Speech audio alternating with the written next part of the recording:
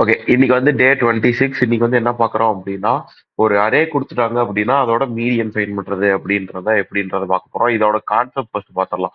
இதோட கான்செப்ட் என்ன அப்படின்னா, இப்போ வந்து ஒரு அரே குடுக்குறாங்க அப்படின்னா, இப்ப 1, 2, 3, 4, 5 இப்படி குடுத்துட்டாங்க அப்படின்னா, ஃபர்ஸ்ட் இத வந்து ஷார்ட் பண்ணணும். அதாவது அசெண்டிங் ஆர்டர்ல எழுதணும்.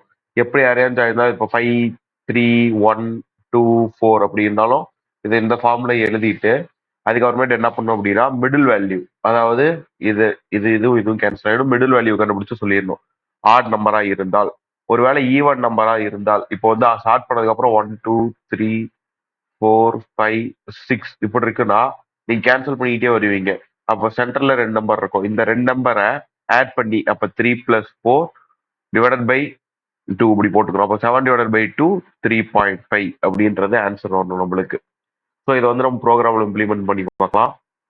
லைக் இப்போ அதுக்கு ஃபர்ஸ்ட் நான் என்ன பண்றேன் அப்படின்னா, மீடியன் அப்படின்ற ஒரு ஃபங்க்ஷன் எழுதுறேன். மீடியன்ல டேட்டா அப்படின்றத நான் வாங்கிக்கிறேன். ஓகேவா? அதுக்கப்புறம் என்ன பண்றேன் அப்படின்னா, n equal to len of data. ஓகேவா? அதுக்கப்புறம் ஃபர்ஸ்டே அதை வந்து ஸ்டார்ட் பண்ணிடுறேன். அப்ப டேட்டா டாட் ஸ்டார்ட், அதாவது நீங்க ஆர்டரை ஸ்டார்ட் பண்றதுக்கு இது யூஸ் பண்ணுவோம். ஓகேவா? இது பண்ணதுக்கு அப்புறம் இஃப் அந்த n வந்து ஆட் நம்பரா இருக்கா அப்படின்னு பக்கத்துக்கு என்ன பண்ணுவோம், if n modulation 2 equal to 1 ஆக இருந்தால் எனக்கு என்ன பண்ண சொல்றேன், அப்படி டிவைட் பண்ணி எனக்கு சென்ட்ரல் இருக்க வேல்யூ எடுத்து கொடுத்துரு அப்படின்னு சொல்றேன். அப்ப அதுக்கு வந்து என்ன பண்ணணும் அப்படின்னா, ரிட்டர்ன்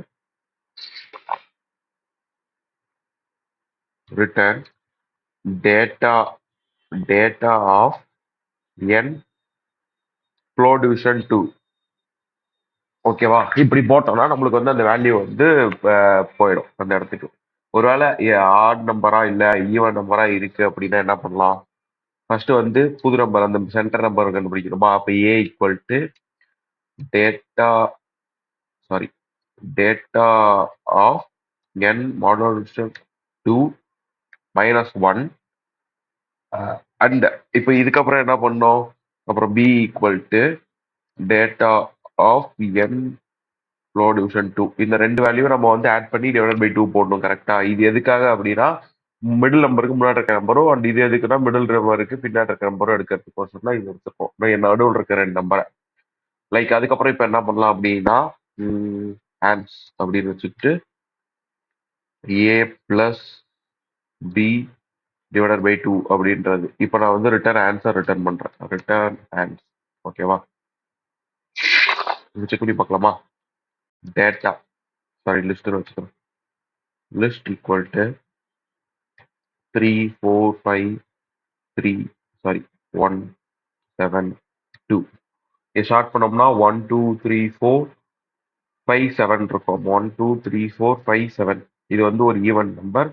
அப்போ இது நடுவில் இருக்க நம்பரை கண்டுபிடிச்சு டிவைட் பை 2 போட்டு நம்மளுக்கு ஆன்சர் கொடுக்கும்.